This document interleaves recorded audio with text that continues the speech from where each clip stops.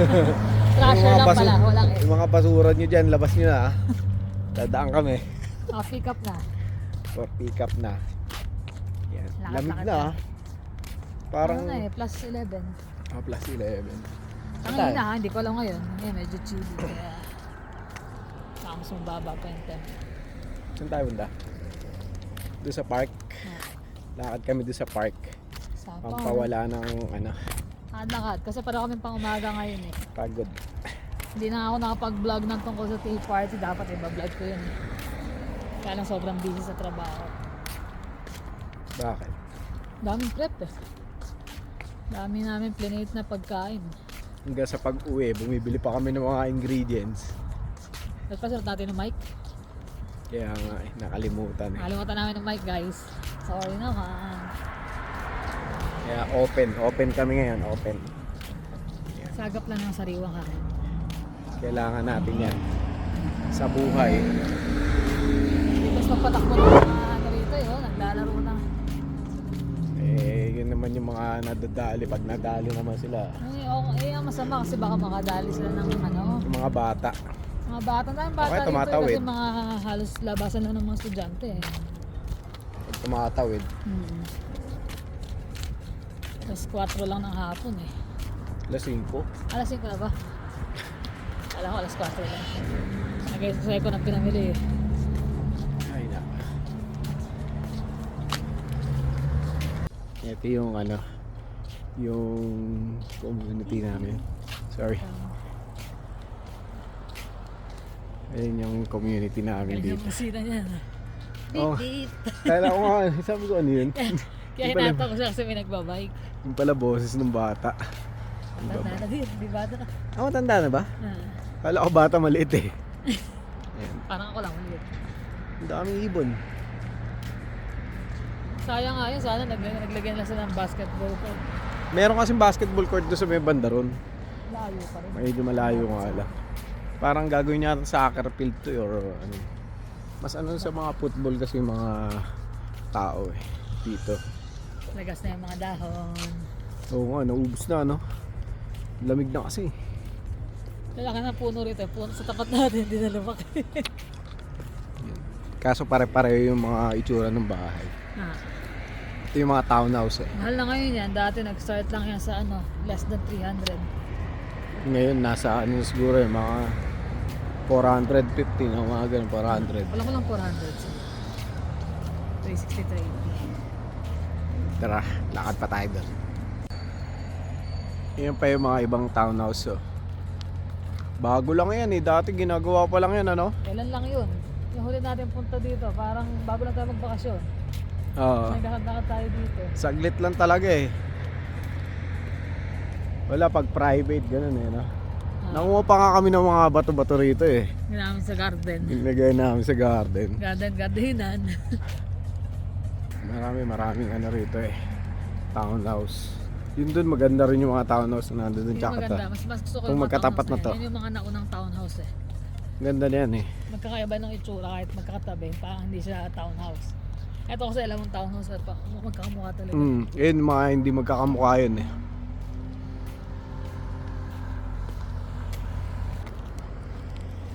Dito sana maganda yung concept nila ng mga rock garden eh. Kaso tinubuan pa rin ng damo eh.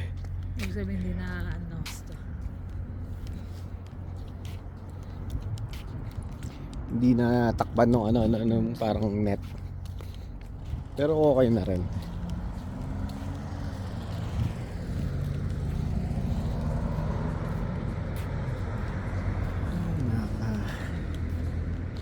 Pasyal namin kayo rito sa aming community. Naglalakad. Parang maluwag yung ano na to no? Yung pinaka walkway no? Doble halos yung nga sa harapan natin eh. Diba? Yan na, dito na kami. Yan mga bata naglalaro. Playground. Tapos doon may mga matatanda naglalaro din. Sugal nga lang yata. Maganda yung bahay na nandito eh no? Likod playground na agad. Ay naka. Okay sa mga bata yun. Ayan. Layo ba na upuan? magkalayo po namin. Katama ko puan para magkalapit. Nakarating na kami dito sa ano. Medyo malayo-layo to. Yung isa kasi sa likod lang namin. Pero maliit lang kasi dyan yun. Tsaka ang dami, lagi puno ng bata doon eh. Parang nasa circle kasi yon yung playground doon sa malapit sa amin. Iyon. Talagang tambay ng mga bagets.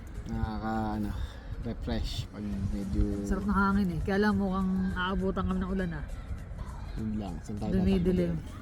Mga bubo naman yung mga Makisilo tayo sa mga kapitbahay. Kung umuulan eh, anong gagawin natin? Tao po. Malay mo, Pilipino yung matapatan natin. Pag Pilipino, pasisilungin tayo. Pasisilungin ka rin naman yung mga yan. Yan lang yung sasakay ng bata. Naingit siya. Parang gusto kong arit. Nakita na sinasakyan ng bata eh. Oh. Siyempre, may motor pala yun. Kaya pala sabi ko, pataas ha. Dali na. Pasensya na ano kami. Na-amaze kami dun sa sinasakyan ng bata. Parang tabogan siya na may ano eh. Na may motor ano. May motor. Ay, dadan siya. Ayun na. Oh, di ba? Ang galing. Sarap na. Bata pero. Ano bang ating mapagkwentuhan ngayon? Ayun, yung kay mami last time. Ano? Yung mood swing niya. Ang dami namin napapanood ngayon lately tungkol sa mga Oo nga, ang dami. sa mga Alzheimer's. Alzheimer's na patient. Siguro kasi ngayon mas aware na yung mga tao tungkol sa Oo. Alzheimer's kaysa noon. Dati kasi hindi nila na... Dati parang ano lang eh. Kalimot. Ano yan yung... Makakalimutin. Nag-uulyanin sabi nga nila. Tsaka makakalimutin na. Yun pala nag-start na yung ano nila. Alzheimer's. Kaya lang naantig ako doon sa... Nanood kami nung ano... Nung sa Itbulaga. Naiyak. Kung ano pangalan?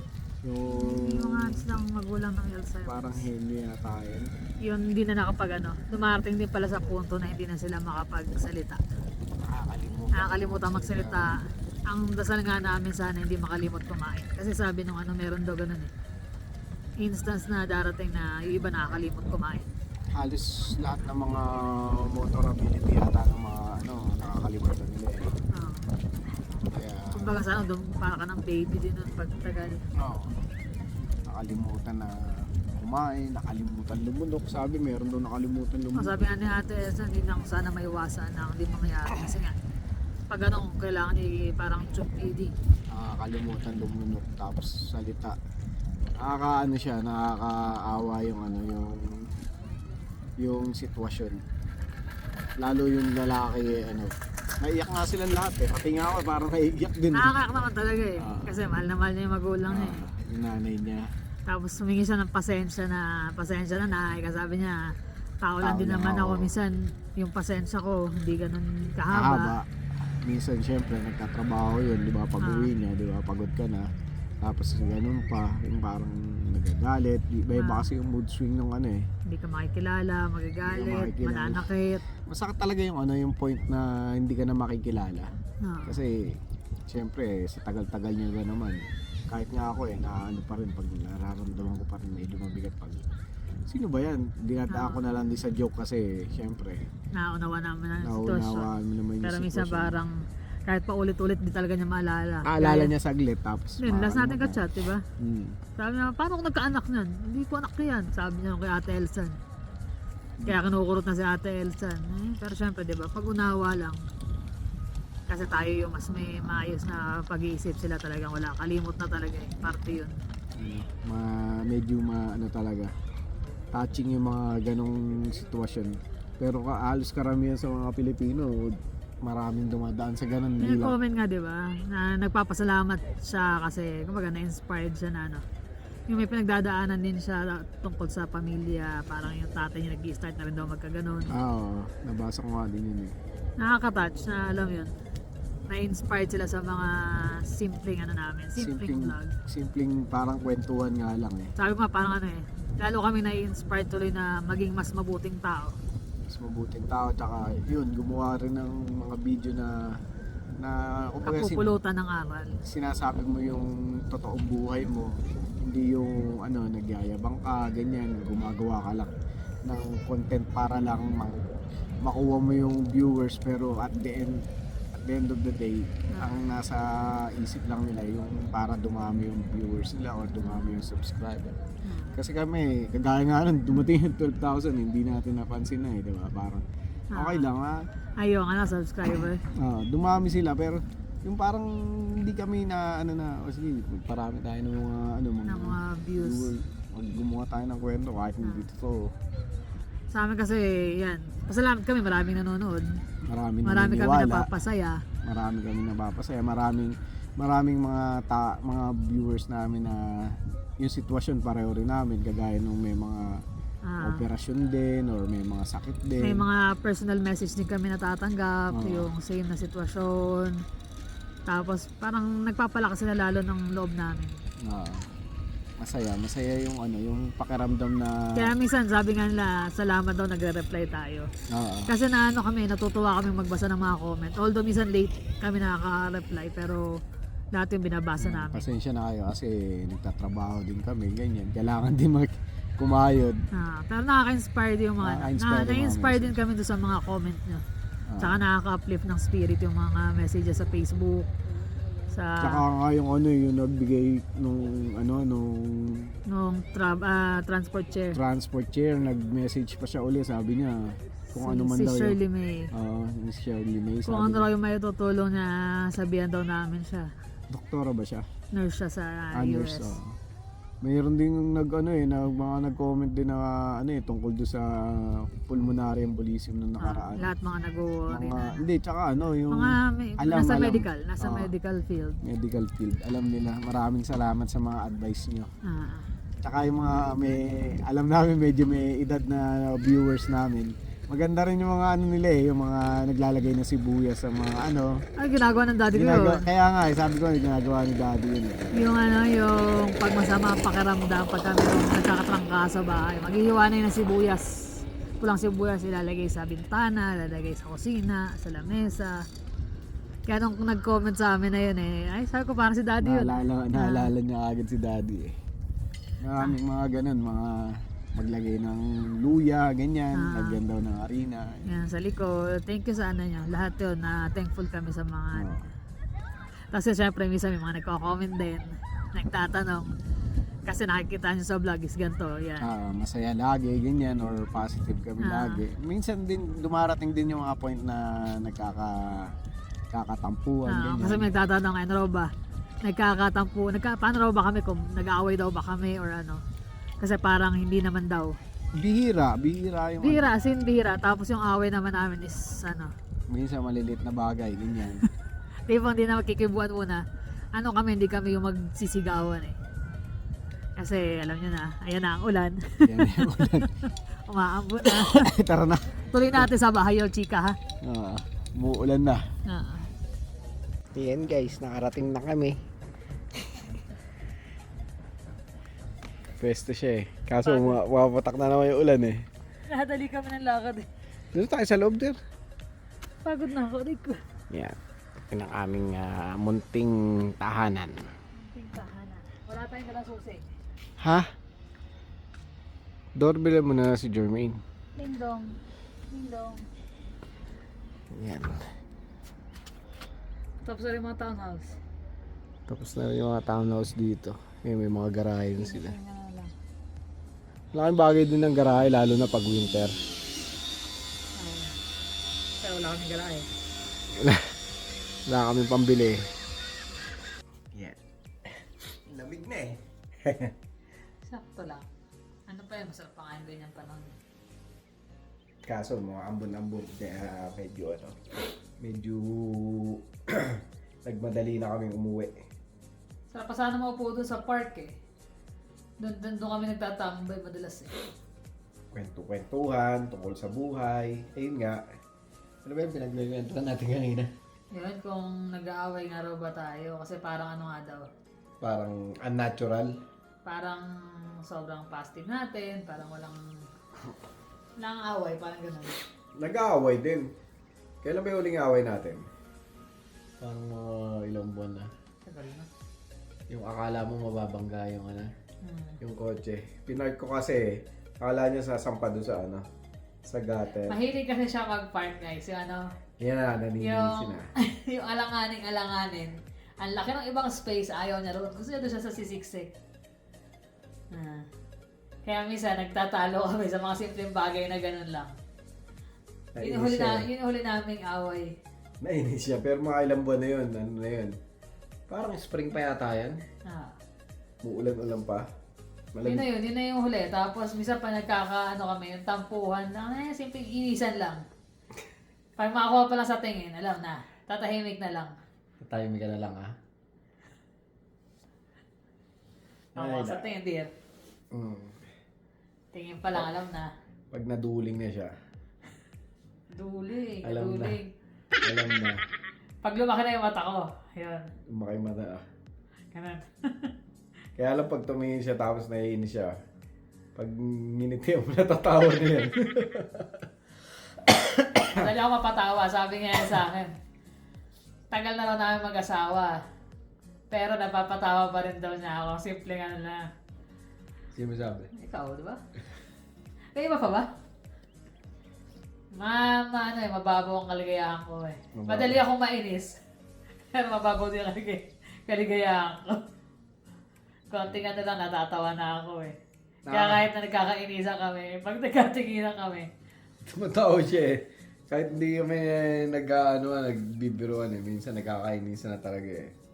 Maya ngingiti na lang eh. Buti nga, ganun eh. Iyak ngiti eh. Yok! Naluluha na katatawa minsan eh. Makakita ko ng mom, nakakatawa na eh. Nakina pa. So yun, hindi talaga kami, bihira kami mag-away. Siguro mga bago kami, yan syempre, mga bata pa kami. Yung mga bago eh, dun madalas kasi kakaselosan, ganyan, or nagkakainisan. Ba't ngayon wala mo eh, ganyan yung mga ganun. Ilang taon pa lang kasi kami. Yung kumbaga, tumanda na kami pareho eh. Alam na namin yung mga kiliti ng bawat isa. Kiliti. Alam na kung saan ikaiinis nung isa at saka hindi. Ganun lang naman sa mag-asawa dapat talaga. Kailangan Bigayan. happy wife, happy life. Yan. Hindi yun. Ay, di Dapat ba? happy, both happy, hindi pwede. Ay, hindi. Kasi minsan... Naging kasabihan lang kasi yung happy wife, happy life. Pero kailangan kasi, pareho kayong happy. Oo, kailangan naman din talaga pareho happy. Kaya lang, syempre, yun nga, di ba kasabihan din naman sa atin, padre de pamilya, parang hari, kailangan masunod lagi. Hindi pwede yun eh. Pwede yung kailangan patas. Ah. Sa mag-asawa. Siguro nung mga sinauna, pwede yun. Na parang hari siya, yung padre de pamilya, kasi hindi nagtatrabaho yung asawa, hindi patas, kumbaga. Kaya lang, kung tutusin mo lang, ang hirap din talaga mag-alaga ng mga bata ah. Oo. Naranasan namin pareho yun. Oo, Nag-aalaga. Totoo kasi nung wala siya, ako talaga. Siya lang. Tapos no... Tapos nagtatrabaho din ako noon, so parang kailangan ko balance yung trabaho, pag-aalaga sa mga bata. Nung dumating nga ako nung unang taong ko nga yun halili ko pa si Ate Leti. Kaso nga, pagkaraan ng mga ilang taon, parang dalawa lang tatlo. Namatay na siya. So... Ay, hindi pagdating mo. Pag-alis ko. Pag-alis mo nga. Ibig sabihin pag-alis mo pala. Dahil yun na nga yung time na yun. Hatid sundo ko yung mga bata. Minsan tatawag yung teacher. Ay, si Jermaine po, natae. Dahil ako nga si Jermaine. si Jonas po, natae. Ganyan. Pupunta ka ngayon sa school. I-pick up yung mga bata. Hindi, si Jonas po nakapag-away. Ganyan. O kaya, ginupitan yung kaklase. Na-excite mo naman ikaw eh. Na-excite mo. Maniwala sila. Babait nga ng mga anak mo. Hindi, si Jonas talaga na makulit. Pero wala ka nang makulit sa'yo si Jermaine. Si Jermaine nyo, makulit. Kasi nung sa akin nung siya ang wala, si Jonas ang makulit. Pero si Jonas ang style ni Jonas. Makipag-iisa siya. Pag nakita na ako ng mga nanay, ng mga tsaka yung mga kaklase niya, magsusumbong na, si Jonas po, ganyan. Pag nakita na ako ni Jonas, kasi mami, ginupitan pa rin yung klase niya, ginawa niya, ginupitan niya yung sarili niya. Mas maigsi pa. Para nga naman, iginanti niya na yung kaklase niya para sa kanya. Kasi alam niya, mapapagalitan ko siya. Nakakatawa yung itsura eh. Sabi ko, tinatago pa eh. Ginaganon niya yung buhok niya eh. Paano sa gitna? Pag hindi pantay. Yung pala ginantihan niya na yung sarili niya. Si Jeremy naman, matakaw. Sobrang takaw yung minsan yung mga baon niya, hindi pa nagano, ubus na. Hindi pa Tsaka si Jeremy masyadong bine-baby ng mga ano yun. yung mga teacher, Ng mga teacher kasi nga ano siya medyo cute eh. Hindi cute talaga siya. Para siyang baby kasi cute. baby kasi yun noon. Kaya yung pati yung mga teacher talagang ano siya. Tuwa sa kanya yung mga teacher eh. Tapos minsan pag may ginagawang kalokohan, makulit. Imbis na pag kinausap kami ng teacher, sasabihin, ganun okay lang talaga po, yun, bata. bata eh. Talaga makukulit, okay lang yun. Imbis na yung anak nyo, ganyan eh, hindi eh. Nalalaman namin sa mga klase, pero yung teacher, hindi, ayan yun. Pero natural lang naman yun sa mga bata, di ba? Kahit naman tayo eh, yung bata tayo, mas makulit pa nga ako dun sa mga yun eh. Yun. Kaya yun, kaya naranasan ang buot ng mag-alaga. Kaya sa mag-asawa, kailangan hindi porke yung isa may trabaho, kailangan ikaw yung ano ba tawag mo doon? Hari. Parang ganon, parang kailangan ako may trabaho, ako nagpo-provide sa bahay, ako masusunod. Hindi eh. May trabaho kayo o wala. Kaya nga kayo mag-asawa, dapat magkaisa lang kayo eh. So kahit sabihin isa yung katrabaho, isa na iwan sa bahay, hindi biro magluto, magpakain, mag-alaga ng mga bata, maghatid sa school. Magatid sa school lagi. Mas mahirap yun kung tutuusin. Yung oras mo talagang ibubuhos mo sa pag-aalaga. Tapos mag-aasikaso ka pagdating ng mga Atid mo ng hopper. Tapos masisemplang kayo. Superman. Galing ko nga mag-alaga. Ako gas-gas si Jonas wala eh. Ay nako, yung mga ganun. Kaya di ako naniniwala sa naniniwala ng happy wife. Pero kasabihan lang yung happy wife, happy life. Dapat pareho kayong happy. Para happy ang life. Kasi pag-iisa lang, wala. Bias masyado yun. Balance dapat, balance. Balance ba? Di ba? Di ata eh. Mabigat ka ba? Mabigat. Ay naka. Yun. Yun yung aming yung motto in life. Kaya yun. Ano ang motto mo? Paano sasabihin yun? Alin? Hindi happy wife, hindi happy life. Ano? Kailangan patas. So yun, na-share naman namin kasi may mga nagtatanong din ng mga personal messages. Yan. Curious lang. Meron kasi kami dalawa di ba? Facebook account, yung regular namin dating Facebook na luma, tsaka yung para sa vlog. Meron din kaming IG. Yan. Instagram. Kaya lahat yun, may mga nagme-message, nagtatanong. Iba-iba nagme-message bawat Nare-reply din naman namin, kaya lang minsan na nakakaligtaan. Makikita after 1 week. Hindi, pero ngayon, chinecheck ko na rin ngayon lagi eh. Siya na lang ang pinag-check ko sa sa mga social media. Pero sa YouTube ako ang taga-reply. Siya sa YouTube. Pero buot namin binabasa pa rin. Minsan lagi ako. Minsan siya. Ganun. Palit-palitan lang. Kaya maraming salamat sa inyo. Maraming sa inyo mga suporta. Tsaka yun nga, yung ibang kinikitang konti doon sa YouTube. Pine-pledge din namin kay Mami. Kay Mami din talaga. Pinabibili Actually, nung since nagbakasyon kami, Tomas, lalo sa mga dati na namin subscriber, talaga alam nila, konti. Ang nanonood lang naman sa amin, 1,000 mahigit. 2,000. Parang laging gano'n na lang. Kaya yung gano'n. Pero sa amin kasi, para sa memories. Tapos ito recently nga, dahil nga sa pag-uwi namin. Ninya, yung mga subscriber ni Ninya na nakita kami. Yan, maraming salamat sa inyo sa So yun, yung sama sa aming community. mga pangailangan din ni Mami. Na idadagdag din namin doon. Gaya lately, mas marami yung mga kagaya nung nakaraan, nagpadala nga ng additional na pampacheck up. Pa-check up ni Mami. Tsaka mga... Siyempre, after pa-check up na may mga gamot na kailangan. Yun din kasi yung kagandahan doon sa namin, doon sa mga caregivers namin. Parang mga pininsan na rin namin sila, mga ganyan. Parang pamilya na rin. Kaya pagka nagme-message sila, Sir, Ma'am, si Mami. Masakit daw nga to ni Mami. Kaya mini-message ko rin kagad si Ninya kasi si Ninya ang immediate na nandoon, di ba? Siya magdadala may sa sasakyan. doktor. Kaya naiset na ni Ninya actually. So, di namin alam kung kailan yung saktong schedule. Pero nakapagpadala naman na kami para ma-check up din. Yun ang importante ron eh. Kaya nga sabi namin, sige, natin yung part nung sa YouTube, di ba? Wala namang problema ron kasi kahit nga wala Kahit ano wala sa YouTube kinikita. Nagpapadala naman Nagpapadala kami. naman. Kumbaga plus na lang talaga. Plus lang, oo. Plus. Kaya salamat. Lalo sa mga nagmamahal kay Mami. Thank you. Dahil sa inyo yun. Mm-mm. Kaya yun. Maraming salamat sa inyo. Oh, shout out.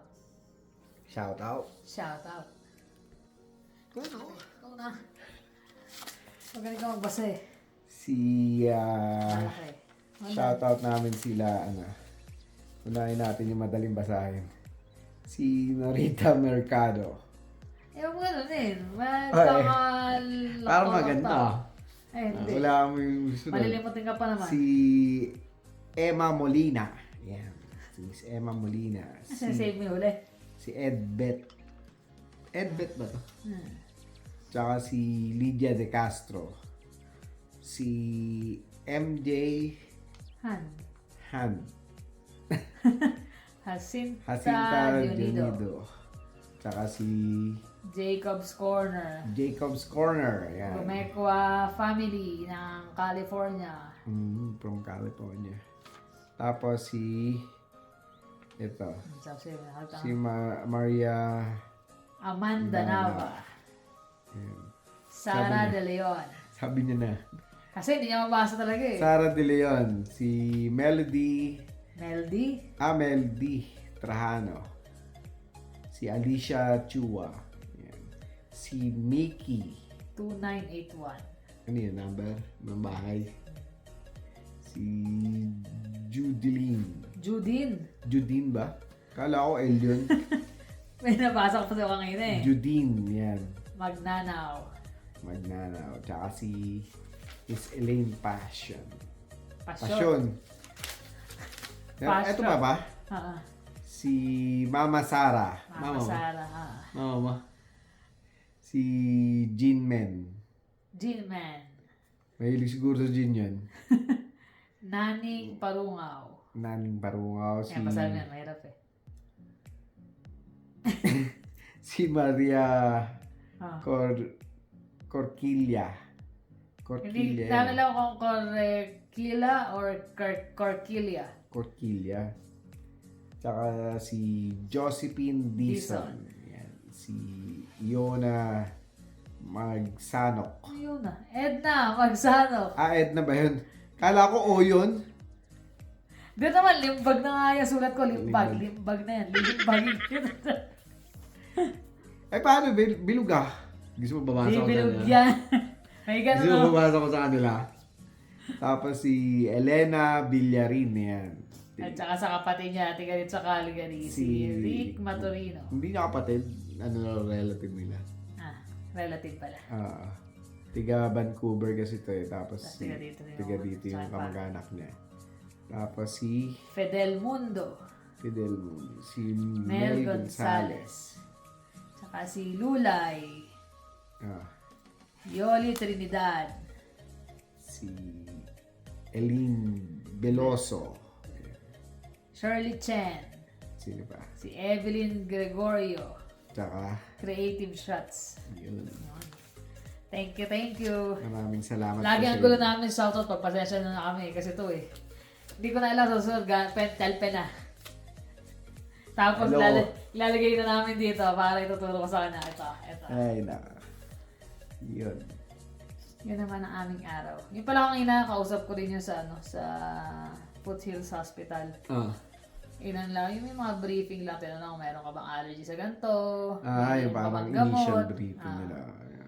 Tapos yung Initial pupuntahan ko, kasi meron ako sa October 6, meron ako nung Parang mga test. pre-admission. So, kung doon malaman kung kailangan ko na ng Parang concert yun pre-admission. Yun, kaya busy. Busy. Wala, may pasok din sa Sabado eh. Akala ko Tapos- makakalagala. May pasok ba Saturday? Ikaw? Hindi ko sabi ko. Hindi pa sigurado yun. Sana wala. Baka ako kasi mag-Costco eh. Kaso Ah. kanina after work pa umaga ako, namili na kasi. Nabili na kami ng mga ingredients. Yung mga karning iba, doon mas malapit sa trabaho niya. Doon ko na siya pinadaan. Kasi iba binili ko. Ganda traffic pa ako. Ayun na.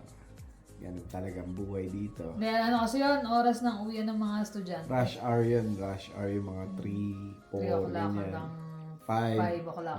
5, Yun yung 6. rush hour na labas ng mga bata, mga nagtatrabaho. 7. Hanggang 7 yan. Mga ganun. Kaya Sobrang dapat rush mahabang hour. pasensya mo sa pagdadrive. Pag Mga hindi, nagmamadali pa iba. hmm, Akala kasi nung iba pag nagdadrive sila ng mabilis, hindi nga sila malilate, pwede naman sila ma-aksidente, mas malaki pa yung mawawala. tapos makaka-accident pa sila ng iba. Eh kahit ako malate na, kahit na may deduction na, okay lang basta wag O, maka-disgrasya. lalo sa winter, pag nag-winter na. Ang di ba, dami, yan ang maliit ang na- dami dito yung mga pag winter na parang summer pa rin nagdadrive. Ayun, kaya nadiditch sila eh. Sobrang bilis eh.